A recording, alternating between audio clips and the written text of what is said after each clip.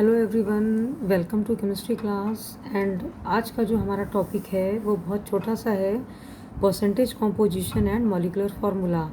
And unit हमारी first है basic concepts of chemistry.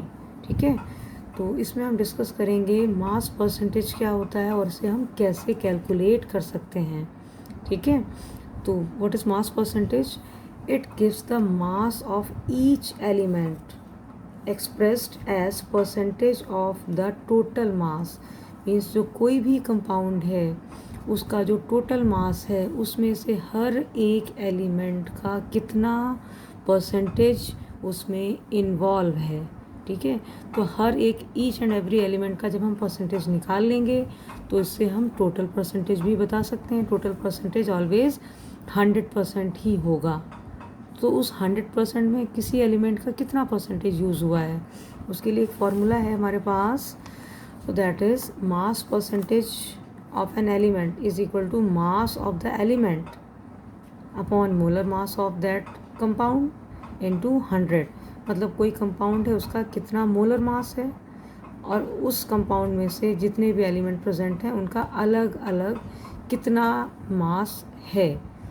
1 atom है तो उस एटम का मास, अगर उस एलिमेंट के 1 से ज़्यादा एटम यूज़ हुए हैं तो उस नंबर से हम मल्टीप्लाई कर देंगे n इंटू 100 फॉर परसेंटेज।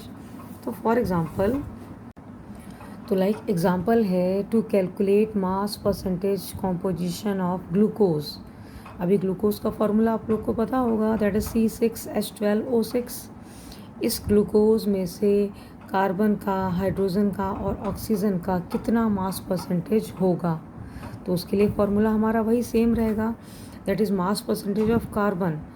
तो कार्बन के कितने नंबर ऑफ एटम है? 6 एटम है। Means 6 into mass of carbon upon molar mass of glucose into 100। तो 6 इंटू कार्बन का मास कितना होता है? 12, सबको पता है। और ग्लूकोज का जब हम मोलर मास फाइंड आउट करते हैं तो वो आता है 180 इंटू 100 यही वाला। ठीक है, तो आपको मोलर मास निकालना आई थिंक ज़रूर पता होगा, जैसे आपने 9th क्लास में भी इसको सीखा होगा। मॉलिक्यूलर मास निकालते हैं किसी भी कंपाउंड का। तो लाइक जैसे ये हमारा फॉर्मूला है C6H12O6। तो कार्बन का मास 12 इंटू 6 एटम है, प्लस हाइड्रोजन का मास 1 इंटू 12 एटम्स हैं, प्लस 6 एटम है ऑक्सीजन के, इंटू ऑक्सीजन का मास है 16। सबको हमने प्लस कर दिया। 12 6 72 प्लस 12 1 12 प्लस 16 6 96। सबको हम ऐड करेंगे तो जो मोलर मास आएगा या जो मॉलिक्यूल का मॉलिक्यूलर मास आएगा वो आएगा 180। और इसकी यूनिट भी हम लिख देते हैं यूनिफाइड। ठीक है, तो इससे पहले जो मैंने वीडियो ऑलरेडी आपको भेजे हुए हैं या आप उसमें मेरे चैनल पे आप देख सकते हैं कि एटम्स एंड मॉलिक्यूल्स में हमने ऑलरेडी सारा कुछ डिस्कस कर रखा है। किसी भी मॉलिक्यूल का मॉलिक्यूलर मास कैसे फाइंड आउट कर सकते हैं, फार्मूला कैसे निकालते हैं। ठीक है, एंड साथ साथ हमने मोल कॉन्सेप्ट भी देखा था, तो आप लोग उसको भी ईजिली देख सकते हैं और उसको समझ भी सकते हैं। तो यहाँ पे हम बात कर रहे हैं ग्लूकोज के मॉलिक्यूलर मास की, तो वो हमने फाइंड आउट कर लिया 180। ओके, अब हम फॉर्मूले में इसकी वैल्यू पुट कर देंगे। ठीक है, तो कार्बन के लिए हमने क्या किया था? 6 इंटू 12 अपॉन 180 इंटू 100। जो भी परसेंटेज आएगा अभी हम देख लेंगे और हो सकता है तब तक आपने निकाल भी लिया होगा।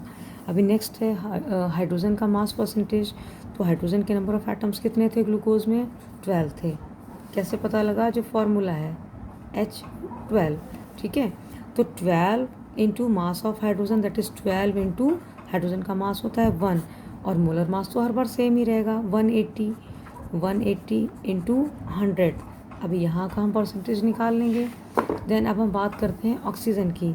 ऑक्सीजन के एटम कितने थे फॉर्मूले में? 6। ठीक है, तो 6 इंटू मास ऑफ ऑक्सीजन यानी कि 6 इंटू ऑक्सीजन का मास होता है 16 और मोलर मास अगेन 180 इंटू 100। अब हम तीनों के परसेंटेज निकाल लेते हैं। ठीक है, आई होप आपने अब तक निकाल लिए होंगे।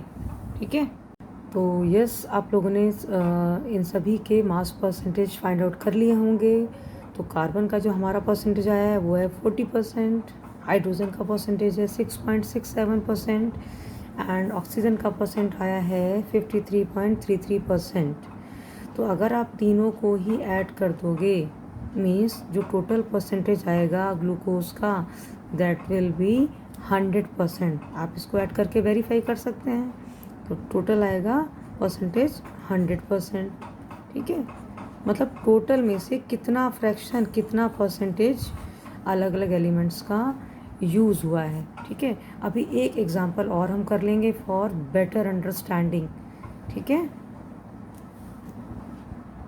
तो यस आप लोगों ने इन सभी के मास परसेंटेज फाइंड आउट कर लिए होंगे।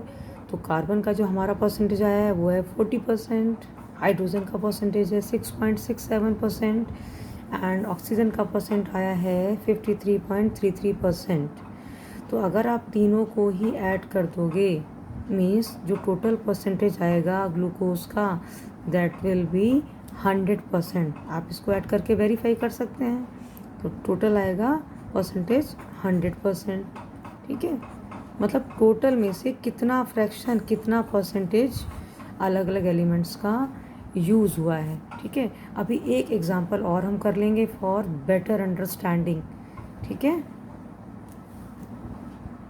तो जो हमारा सेकंड एग्जांपल है वो है मास percentage of sodium sulphate and this is NCERT question. अगर आप चेक करेंगे तो आपको एनसीईआरटी में दिख जाएगा। सेकंड क्वेश्चन है ये। ठीक है, तो मास परसेंटेज ऑफ सोडियम सल्फेट। तो सबसे पहले हमें क्या करना है, जो भी हमारे पास कंपाउंड है उसका हमें मोलर मास या मॉलिक्यूलर मास फाइंड आउट करना है। तो molecular mass of sodium sulphate कैसे फाइंड आउट करेंगे हम।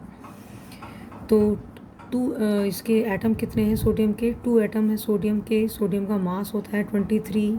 ठीक है, 2 × 23 प्लस सल्फ़र का एक ही एटम है तो उसका मास होता है 32 प्लस 4 ऑक्सीजन के हैं एटम तो 4 × 16। जब आप इसको सबको कैलकुलेट करोगे मल्टीप्लाई एंड प्लस करेंगे तो यू विल गेट 142। ये मोलर मास आ जाएगा सोडियम सल्फेट का। ठीक है, एक काम तो ये हो गया।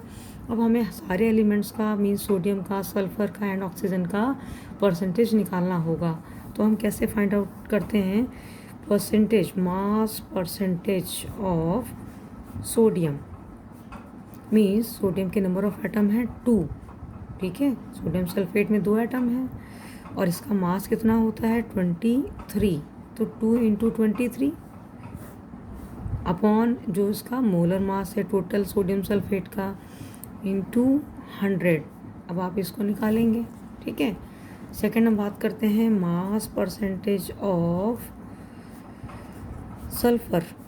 सल्फ़र का एक ही एटम है तो 1 × 32 अपॉन 142 × 100। इसका मास परसेंट निकालेंगे अब आप।